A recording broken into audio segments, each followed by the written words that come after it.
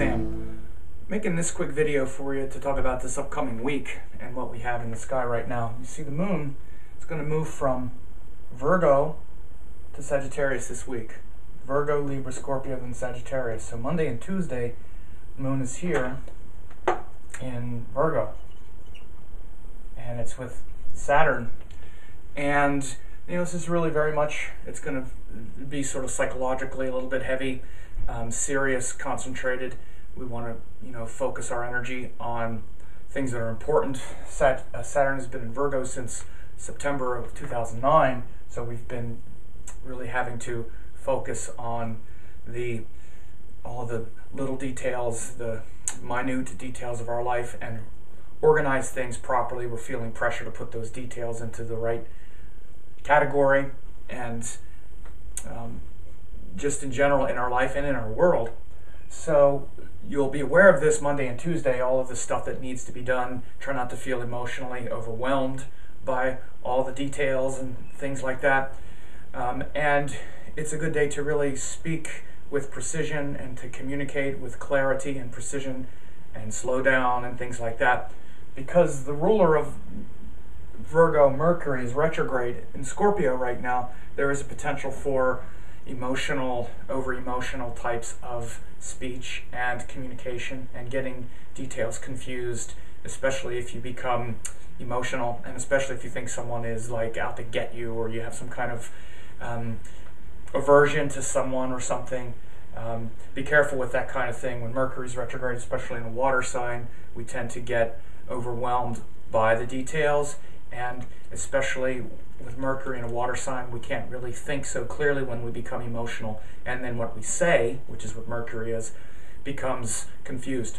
So you might be aware of this, and you might have these things happen on Monday, Tuesday, especially with the moon in Virgo joins Saturn, which brings that sort of psychological pressure and a certain heaviness. Then the moon moves into Libra with Venus on Wednesday and Thursday. Now that'll be quite a change. Libra, of course, is related to others, relating with others, compromise, and yielding our desires and our needs to the wishes of another. And actually the real goal of Libra is to balance those things, not to overcompensate. And you do hear the adjective with Libra to be balance. You know, it's really overused. As long as we understand what it means, then it's good. It means that it's not necessary or desirable to overcompensate. It's about honoring our wishes equal to another's. And what can often happen with Libra is we try to honor the other person actually even more than ourselves, and then we have to sort of reclaim and fight to get back what we want, which is the Aries part of the equation, how the opposites become balanced. But Moon and Venus together in Libra on Wednesday and Thursday will make for a couple very gentle and beautiful days. Good for creativity, things like music, dating, going out on a date, reconciling maybe some differences. Monday and Tuesday with the moon in Virgo with Saturn, you might feel isolated and cloistered and not want to be around people as much. Wednesday, Thursday, Moon, Venus in Libra, just the opposite. It'll be a good time to get out, socialize, and feel that way. Now, one thing about when the moon is in Libra, though, is it's getting close to its debilitation point, which happens in ominous chord Scorpio. So, moon in Scorpio on Friday and Saturday. Now, this is also like the New Year's holiday and stuff. Definitely wouldn't recommend a lot of, you know, excessive partying and stuff, you know, drinking and whatnot.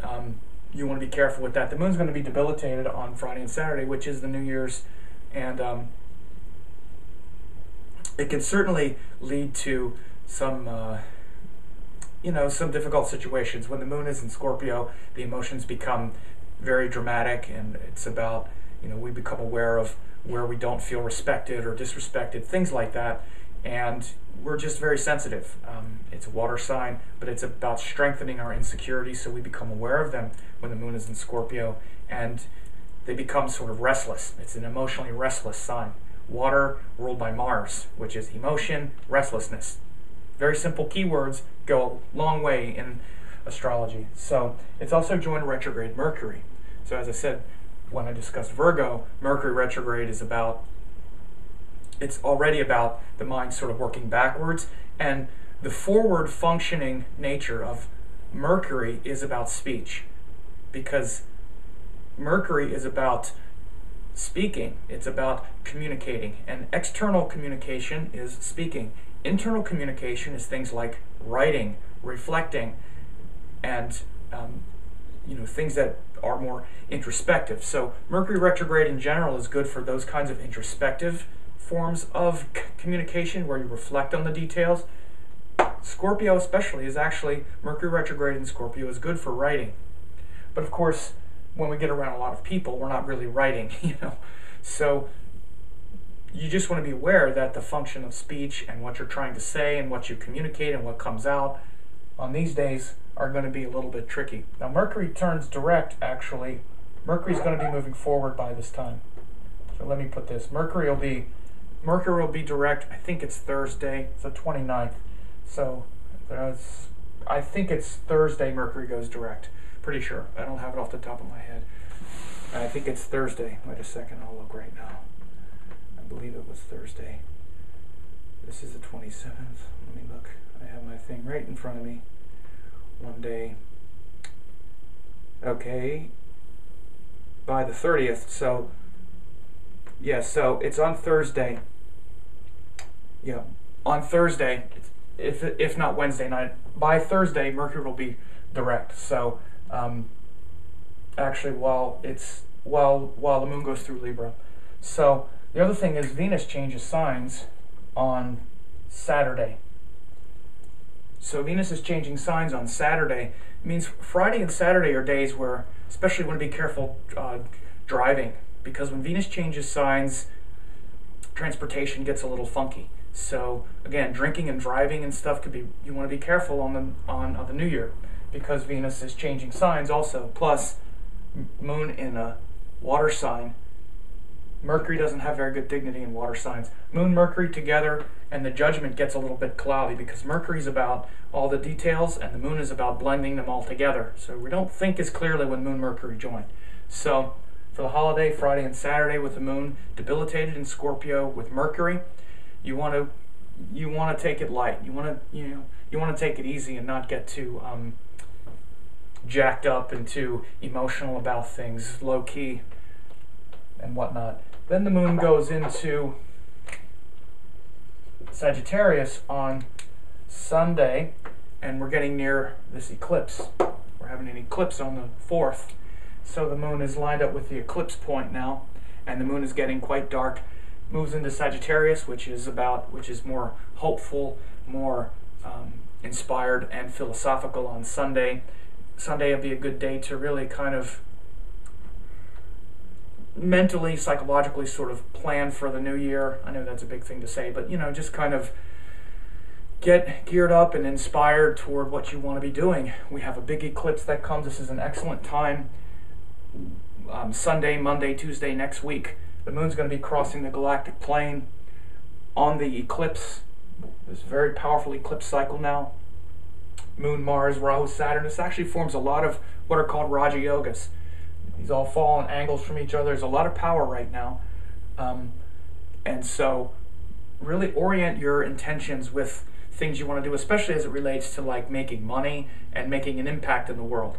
Sun, Moon together always aligns our intention, body, and mind with one thing. That's what Sun and Moon are, and when they come together, that's what happens. You bring in the eclipse, and it pushes our intention to the sort of celestial heights. You bring Mars in here too. Mars also pushes a lot of energy. Astrologers pay way too much attention to the malefic qualities of planets like Mars and Saturn. Moon-Mars is a powerful conjunction for wealth, and Mars is our enthusiasm and passion. There's a potential for destruction and things like that, and I mention those things too, but it's also, the nature of Mars is to destroy something, and if you want to create one thing, you have to destroy another. It's just a part of life, so that's all it is. So align your intention with all of this power on Sunday and into next week, it'll be a very good thing to do as the new year begins. So this week is really the week where we're wrapping up the new year, literally. We're here now. We go through this to finish the new year. Monday, Tuesday, really get your mind wrapped around the details of the paradigm that you're living now, which is different than it was a year ago, or even especially when Saturn went through here. Saturn cycles are very much about new paradigms of about 3 years or so. So now we're in the Saturn and Virgo paradigm and what that's meant to you. Recreating your new paradigm from the shards of the old. After Leo comes Virgo, where we organize all those details and implement. So Monday, Tuesday, have your mind set on that. Then Moon and Venus in Libra, how you want to connect this with other people, with creativity, with culture, with communication, or with being able to communicate this with other people, and realizing the difference between your desires and needs and another's desires and needs, and realizing that everything you have and want of value involves other people and people's skills. So realizing your relationship with culture and community, and then the willingness to dig deeply into those things and those insecurities and fears that have held you back from what you want to do, and face them with courage rather than with blame and self-righteousness and sort of pseudo tough stuff. The problem with Scorpio is we're like, oh, I don't care about that. I told them off, they really deserved it, and it's really just our inability to handle our own psychological fears and weaknesses. So realizing so much of our destructive, painful energy gets hung up here. This is the place where we transform those insecurities into strengths. So again, once we realize our relationship with people, which is Libra, we realize that we're dependent on people, and then we have to actually face our insecurities and fears and weaknesses around what they say about us, what we feel about them, what we're afraid of, and all of that stuff is Scorpio. It's like the repository of all of those emotional fears and stresses we have when we relate to other people.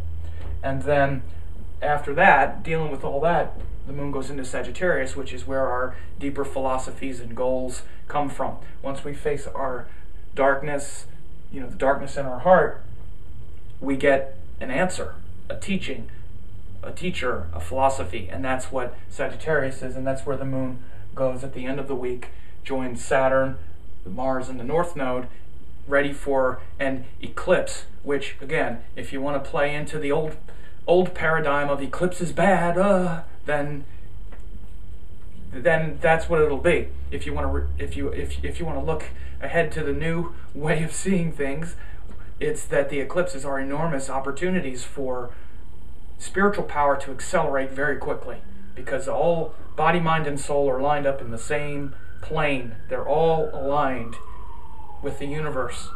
Body, mind, and soul. Earth, sun, and moon are all there. Your body is the earth, your mind is the moon, your soul is the sun. That's what they are. That's what they created. So they all get lined up on the eclipse, and they're in Sagittarius with Mars and the sun. This is very powerful. It's very powerful, especially to have Mars there as well. It can create some things exploding, but things have to explode before something else grows. You have to destroy something for something to be created. You have to pull out the weeds before the flowers grow.